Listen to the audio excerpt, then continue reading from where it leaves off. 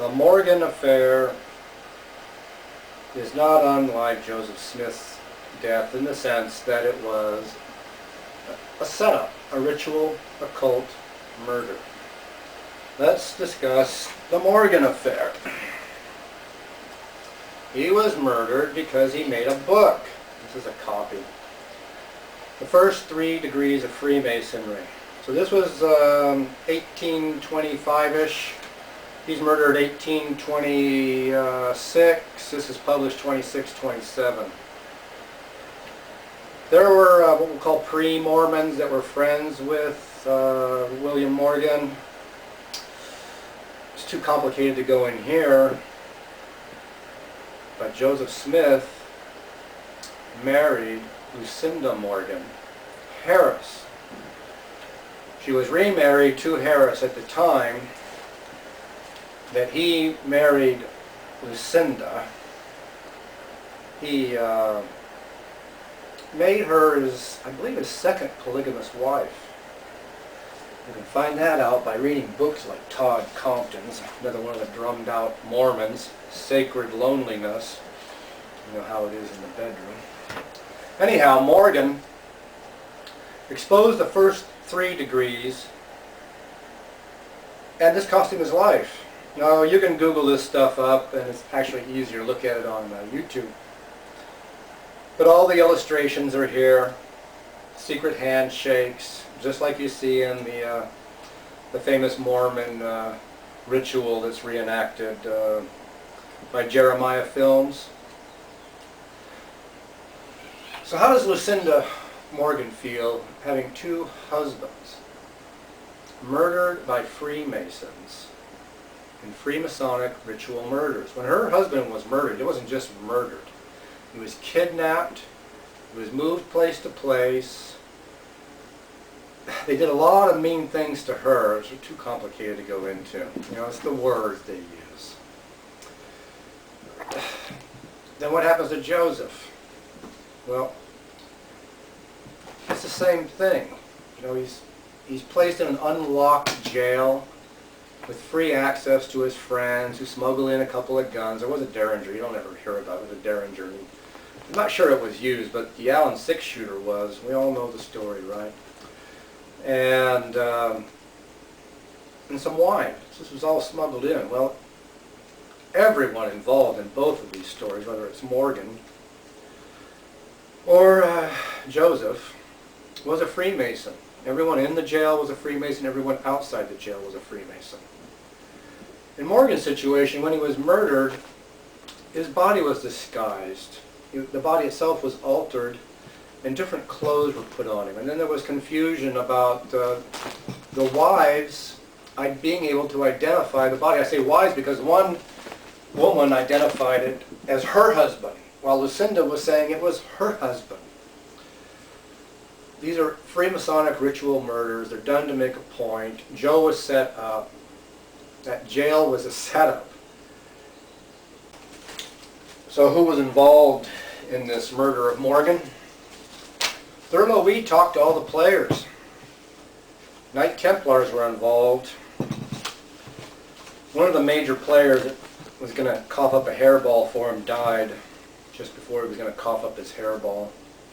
Very unfortunate. But it's way too difficult to go into the details here. You can find Thurlow Weed. Good luck. Everything you'd ever want to know about the Morgan affair is in here. 2 volumes. This is the autobiography. Then he has another book like this. It's biography, and that's his daughter Harriet. So how prevalent was Freemasonry in circa 1805, 1815, 1825? In the connection of Morgan, we read, in view of the trial of Eli Bruce, Erasmus Turner, and Jared Darrow, in Canandaigua in August 1828. Remember, Canandaigua is where Joseph had a revelation to send Ollie to get a copyright and have that book published. That revelation failed. In any case, in August of 1828, it was deemed important to have the testimony of Elisha Adams, who we can't get into. So Elisha takes off. The sheriff goes off to look for him. The sheriff explains the nature of the process. He packs his stuff up. They get off to a hotel. Thurlow says, at the hotel I was not a little surprised to find at that early hour quite a number of persons evidently excited. He meets the landlady who tells him that our errand about the Masons had leaked out and that the word had been sent around to the Masons in and about the village, more or less of whom had been around all night. Fearing that something was wrong, she had gone to the village and asked all she knew who were not Masons to come there. As near as she could judge, they were now about equally divided. Freemasonry apparently was more common than I was aware of, at least at this time. Adams and myself sat down to breakfast, and the sheriff informed his neighbors that Adams had been arrested. The court ruled a witness was called whose name subsequently became a household word throughout the country. That witness was Edward Hijinks. And coming to the stand for Griffin, for the defense, there was an objection to his being sworn on the grounds of his being an unbeliever in the Christian religion, and witnesses were called to establish this position. In essence, he says, God has the same care of man as of an insect as of a tree as of a stone, and so on. The prosecution then proposed to offer testimony providing the good character of Giddings, but the court remarked that the moral character, however unexceptionable, would not obviate the objection. To be a competent witness, a man must believe in a supreme being who holds us accountable for our conduct. No man, said Judge Howell, can be a witness who denies his accountability. The testimony of Giddings was therefore rejected. If you're a Freemason and you know this, you can employ this technique as a strategy. You understand what I'm saying? We're not here for the truth, we're here for the trial. We have a Judge Howell here, okay? And we have a witness, Elisha Adams. I'll publish the text. So Adams says that when he arrived at Canandaigua, Sheriff Bruce's lawyers took me into their room and told me they wanted to let me know what the law was about a witness incriminating himself. I told them I knew enough about law to know that I need not answer questions that would criminate myself.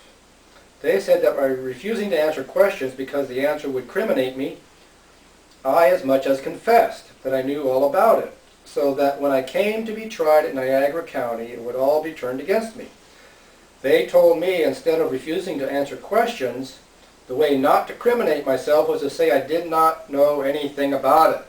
Now, does this sound familiar? I'm not just talking about Mormons.